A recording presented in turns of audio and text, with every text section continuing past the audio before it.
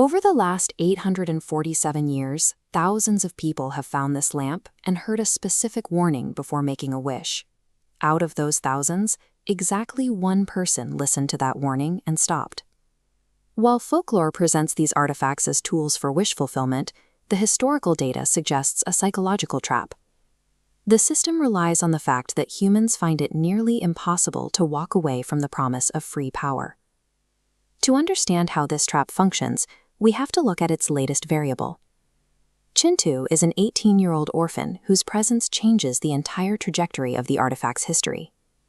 Chintu lives at the extreme edge of poverty in Mumbai. He pulls a heavy cart through the vegetable markets starting at 5 in the morning, driven by a single ambition: to afford a room where he is no longer a burden to anyone. His counterpart is Vikram Singhania, a billionaire property developer who operates as an apex predator. He uses his wealth to forcefully acquire whatever he desires, seeing the world as a collection of assets to be seized.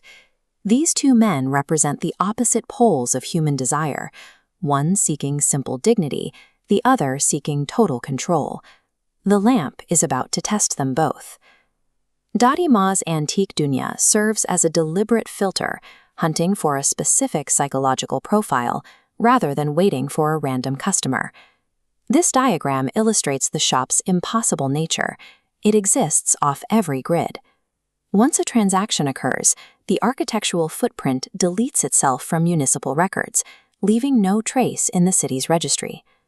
The lamp signaled its intent by throwing itself off the shelf 3 times before Chintu even reached the street.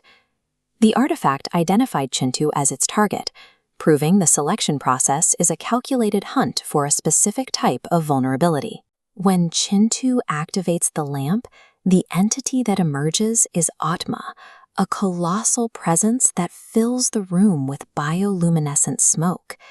Aatma functions as an 847-year-old administrator, visibly worn down by centuries of witnessing the same repetitive cycles of human greed. The dynamic is immediate. Chintu isn't a master giving orders. He is the latest subject standing before an exhausted warden. This gauge shows the artifact's operational limits. The first rule is absolute. The user receives exactly 4 wishes. The magic also has built-in moral constraints. Wishes cannot cause death or inflict physical harm on others. The 4th rule is the core of the trap. Every wish triggers a mandatory dire warning from Aatma. If the user ignores this warning, the wish is granted, but it initiates an unstoppable cascade of catastrophic consequences. Altruism offers no escape. Making a wish on behalf of someone else immediately doubles the risk and the severity of those consequences. By forcing a choice between immediate gratification and a stated catastrophe, the lamp functions as a consequence engine designed to break the user's resolve. The magic reveals what lies beneath the surface, using the temptation of power to expose a person's absolute character. Vikram's daughter, Jamini, lives in a glass-walled penthouse, yet her isolation is as total as Chintu's in his dark, cramped shack. Vikram's investigation into the vanished antique shop is creating a ticking clock, forcing these two isolated worlds toward an inevitable collision. The true danger isn't the ancient rules of the lamp. It's what happens when reality-bending power is placed in the hands of people who have reached their breaking point. We have an 847-year-old trap, an unstoppable billionaire closing in, and a destitute boy holding the trigger to all of it.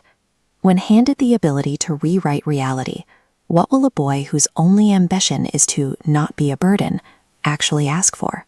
Will his desperation push him into the same cycle as those before him? Or can Chintu become the second person in history to heed the warning and walk away? Tell us your theory on Chintu's first wish in the comments. Subscribe now.